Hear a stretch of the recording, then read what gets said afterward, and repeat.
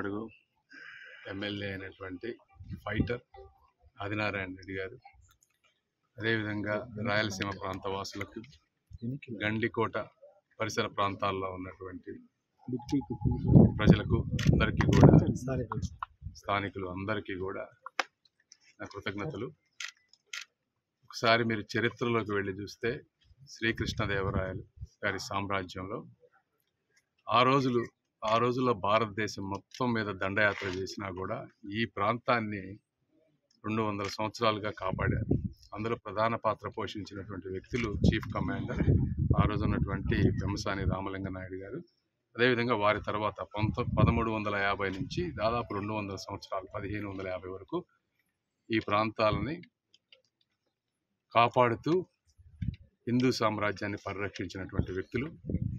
ఈ గండికోట ప్రాంతంలో ముఖ్యంగా ఈ చుట్టుపక్కల ప్రాంతానికి కావాల్సినటువంటి సేనలన్నిటికీ అందరినీ కూడా శిక్షణ ఇచ్చేటువంటి ప్రాంతం ఈ ప్రాంతం.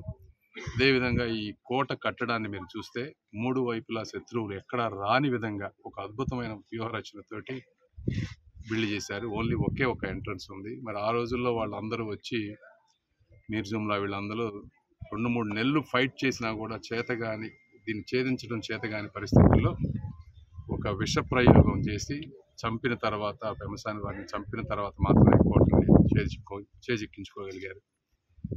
అదేవిధంగా అప్పుడు శ్రీకృష్ణదేవరాయలు గారి టైంలో ఉన్నటువంటి హిందూ టెంపుల్స్ ఇవి కూడా కొంచెం అన్నీ కూడా డిస్టర్బ్ అయిపోయినాయి.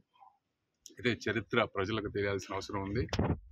చుట్టుపక్కల ప్రాంతం చూస్తే నేను మా జయరామ్ గారు ఉన్నారు, మేము చాలా దేశాలు తిరిగాం, చాలా అందమైన ప్రాంతాలను చూసాం ప్రపంచం అంతా. అయితే ఈ ప్రాంతంలో ఇప్పుడు అమెరికాలో ఉండేటువంటి గ్రాండ్ క్యాన్యన్ ఉంది, అది కూడా ఇలానే ఉంటుంది. కాకపోతే దానికి అద్భుతమైనటువంటి విధమైనటువంటి రివర్ లేదు, వాటర్, మంచి సౌందర్యమైనటువంటి కొండలు, చుట్టుపక్కల కొండలు కూడా అక్కడక్కడ ఉంటాయి. కానీ సుదూర ప్రాంతాల్లో ఉన్నటువంటి కొండలు, విపరీతమైన వెడల్పు ఉన్నటువంటి కొండలు ఇప్పుడు ఎక్కడా లేవు. ఈ ప్రాంతానికి వస్తూ ఉంటేనే మా మనసు పులకించింది.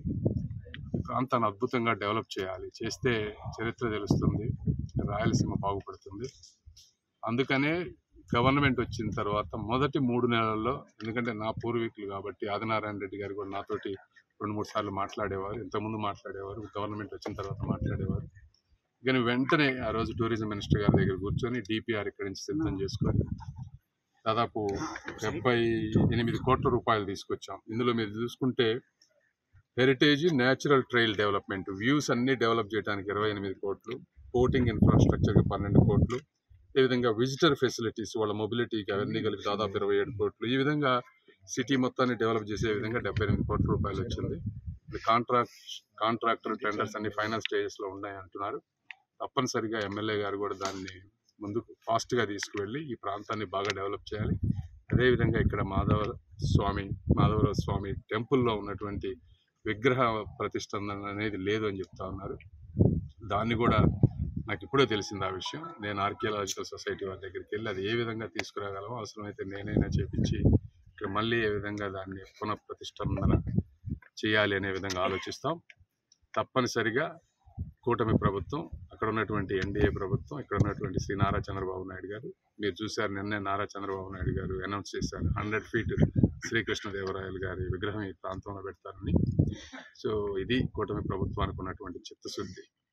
కాబట్టి ప్రజలందరూ కూడా అర్థం చేసుకోవాలి. గత 5 సంవత్సరాల్లో జగన్మోహన్ రెడ్డి గారు ఉన్నారు, మరి ఏం చేశారు ఈ ప్రాంతానికి? కనీసం ఒకటన్నా చేశారా అనేది కూడా మీరు అందరూ ఆలోచించాలి. ఈ ప్రాంతం మీద అభివృద్ధి అంటే అన్ని సాఫ్ట్వేర్ ఉద్యోగాలు ఉండవు, ఒక టూరిజం డెవలప్ అవ్వాలి.